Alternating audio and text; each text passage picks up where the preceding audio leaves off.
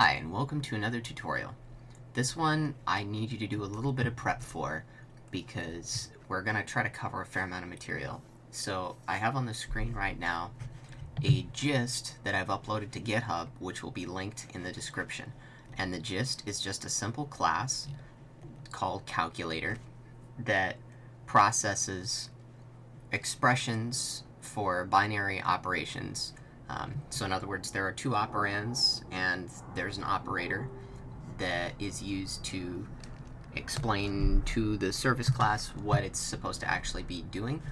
So it basically, if you give it the string 5 plus 5, it will evaluate that expression to 10. And it only works on integers. It's very simple. The idea is just to give you a start so that we can get into the lecture.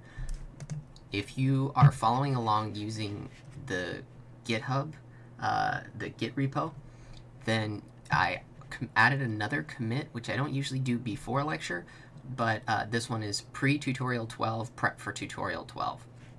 So you can go ahead and download that as a zip if you're following along with it that way, or you can just do a git pull if you prefer to do that. So with that being said, I'm going to flip back over to my IDE, and you can see that this class is already set up in my project. And you'll notice I've added this annotation called request scoped. Don't worry about that for now.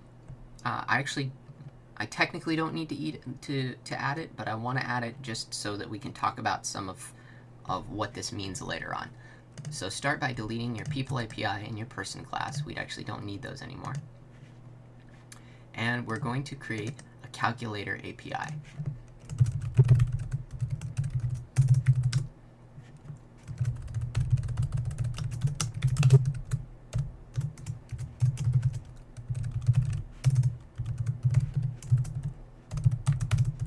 And we're going to create a public method that returns an integer, process expression, and this is going to be a post, since we're going to post our string expression to be evaluated. Now here's where it gets really interesting. So this calculator API class is only supposed to do one thing. It's supposed to be concerned with being an API. So that means we don't want to have any logic, so no business logic, no actual data processing should take place in this class. Otherwise, that's bad separation of concern. So what we want to do is we want to invoke the calculator class. Now this may seem pedantic to show it to you like this, because if it's a calculator API, you might just throw in a quick string expression evaluator or something, and you could do all of this in this class, but we're trying to build clean APIs here, and we're trying to leverage the full power of JavaEE. Now witness the firepower of this fully armed and operational battle station. Just add inject calculator,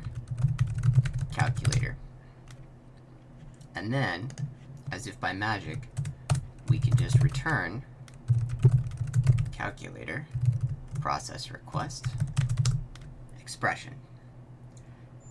Alright, flip over to the terminal and let's run this thing.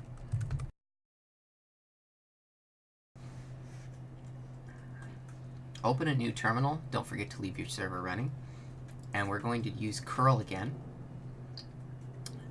And so you can just do data and it will figure out that you're trying to do a post. So let's post a string, something simple like 4 plus 4.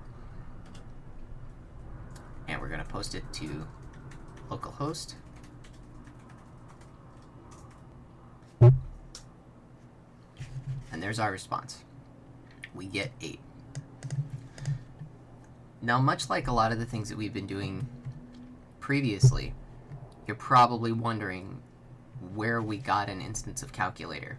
because we didn't actually create an instance of the class calculator anywhere in this code. So where is it coming from? Well, it's this annotation called Inject. So what it does is it looks for beans that are service objects. And yes, they are in fact named bean because of Java, as in Java type coffee beans. So it's sort of a little play on words. And this is a Java bean. And this bean is meant to encapsulate business logic.